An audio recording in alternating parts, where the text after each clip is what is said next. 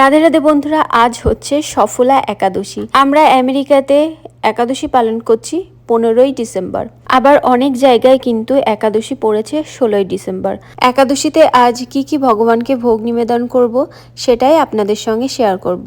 প্রথমে তো ফুল তুলে নিয়ে এলাম আমার ছোট্ট বাগান থেকে, তারপরে ভগবানের পুজো দিয়ে দিলাম। আর আপনাদের সঙ্গে কথা বলতে বলতে আমার পুজো দেওয়া হয়ে গেছে। তারপরে চলে যাব রান্নাঘরে। এখানে আমি তৈরি করে নিচ্ছি সাবুর পায়েস।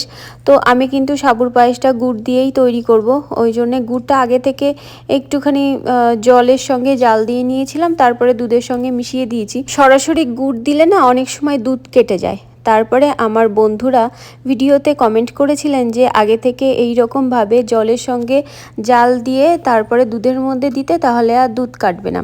আর দেখুন এখানে ভগবানের ভোগ নিবেদন করা হয়ে গেছে। আপনাদেরকে ভগবানের ভোগ দর্শন করাচ্ছি। এদিকে সোনার বাবাকে দেখুন ভগবানের প্রসাদ খেতে দিচ্ছি। আর সোনার বাবাই আজ সোনাকে স্কুল থেকে নিয়ে আসবে, ওই জন্যেও তাড়াতাড়ি খেয়ে নিচ্ছে। আর এদিকে দেখুন স্কুল বাস দেখতে পাচ্ছেন, অনেক বাচ্চারা এই রকম সময় বাড়ি ফিরে আসে। রাধে রাধে, বাই বাই, আপনারা সবাই